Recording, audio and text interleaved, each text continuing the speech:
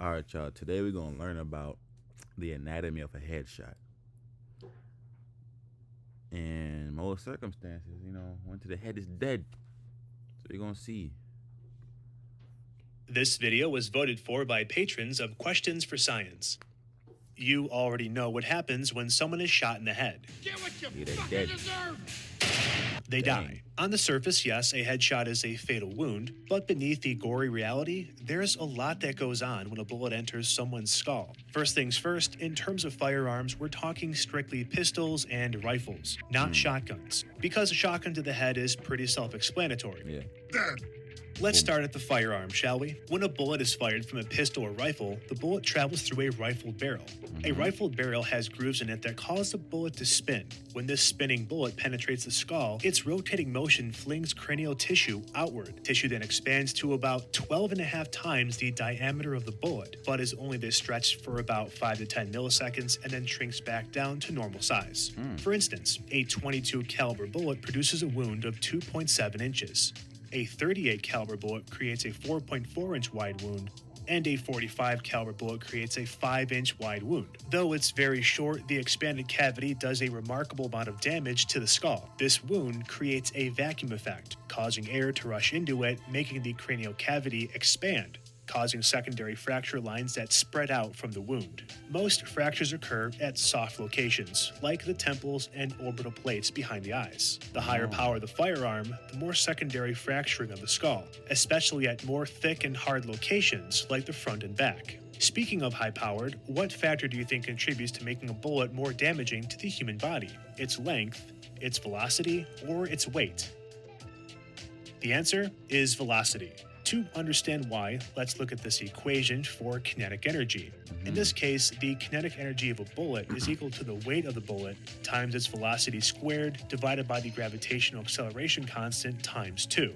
This may seem like a lot, especially if you haven't taken physics, but allow me to make this insultingly simple. More kinetic energy equals more ouch. The higher the kinetic energy of a bullet, the more damage it does. And we can prove mathematically how velocity does this. So let's make everything a value of 10. Okay, so the weight is 10, the velocity is 10, and the gravitational constant is also 10. We run the equation and the kinetic energy is 50. Okay, great. When we double the weight of the bullet, the kinetic energy also doubles to 100. Now, if we double the velocity, the kinetic energy does not double, it quadruples. Ooh. When there's more kinetic energy, there's just overall more damage. We're talking a stronger pressure wave through the skull, more external gases going into the head, more secondary fracturing, and even splitting of the skull itself. This is why rifles are more lethal than pistols, not because of the weight, but because of the velocity of the round. Yeah. Now, let's look at what happens inside the skull. When the bullet punctures the skull, it creates an entrance wound, about the size of the bullet. If it exits the skull, it creates an exit wound many times larger than the bullet itself. This happens in nearly all mediums a bullet passes through, whether it be plastic, metal, wood, or bone. This is because as the bullet passes through the medium, it creates a shockwave in front of it which widens. Additionally, the bullet may rupture or mushroom, increasing its surface area. As for the interior of the skull, the bullet causes the bone to bevel. The best way I can illustrate this process of beveling is with a piece of Swiss cheese. This side of the cheese is where the bullet enters and is very clean and small. This side is where the bullet exits and is very wide and flared out. This flaring chips pieces of the skull and launches them into the brain, causing more damage. Once in the brain, 3 things can happen to the bullet. 1, it can slow and stop. If it loses enough of its energy when it pierces the skull, it will stop in its path inside the brain, probably at the other end of the skull. 2, it passes cleanly through, or 3, it ricochets inside the head. Of the 3, the least common is the third, accounting for about 20% of all bullet paths. If the round was fired from a high-powered rifle, it will most likely pass through. If it's fired from a pistol, it will likely stop in the brain or ricochet. Also, interesting fact, most skull ricochets aren't like this, where the bullet bounces off at an angle. Though it does happen, but not frequently. In the majority of ricochets, the bullet follows the round groove of the skull. The skull is actually very strong, and the bullet, having lost so much energy passing through, simply glides along the groove, sometimes sitting just beneath the scalp. Finally, what happens to the brain in this whole ordeal? Well, it's bad. The brain is a solid, inelastic, and incredibly soft organ. Unfortunately, these properties do nothing to reduce the damage the brain receives from a gunshot.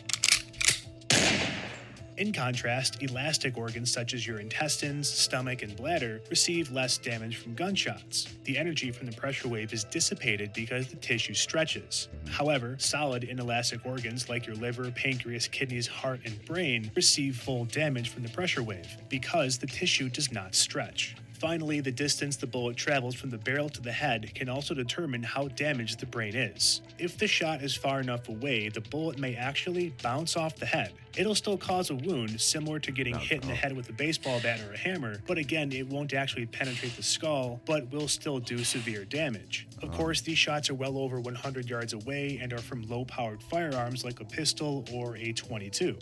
Contact shots, on the other hand, where the muzzle of the firearm is placed on the victim's head and then fired, turns the brain into a literal pulp. This happens for two reasons. Firstly, the bullet has the highest velocity when it strikes the skull, delivering the most energy possible. Remember this equation? Secondly, the hot expansive gases that are behind the bullet follow it into the wound. These gases then expand in the victim's brain, pulpifying it, as well as causing the skull in some cases to split open. With all this being said, believe it or not, headshots are not 100% fatal. On average, they're 90% fatal given the right circumstances. In my next video, I'll discuss how and why some people have managed to survive a headshot and still live to tell the story. Dang. Also, recently a lot of you have been asking me what my background is in, and I work in immunodiagnostics, which is really fun. But being a scientist and just reading research papers sometimes isn't enough for research for my videos, especially when I talk about medical procedures and I work in a totally different field. That's where my dad comes in. He's a retired ICU nurse of 37 years, and he's seen a lot of stuff. He's been a big help for me, especially on some of my medical videos that get down to real specific concepts and cases. I'd be lying if I said I did all the research myself, so this is a shout out to my dad for all the help he's given me on my channel. Pops, man. Thanks, Dad.